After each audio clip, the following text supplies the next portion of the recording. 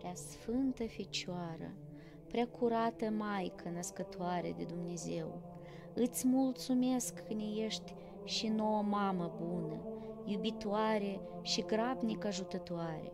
Îți mulțumesc pentru toate icoanele tale, făcătoare de minuni, și pentru tot harul care se revarsă prin ele.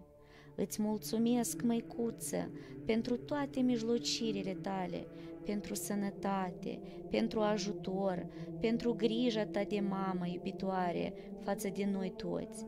Îți mulțumesc că nu ne lași pradă celui rău, ci ne aperi și ne acoperi sub sfântul acoperământul tău.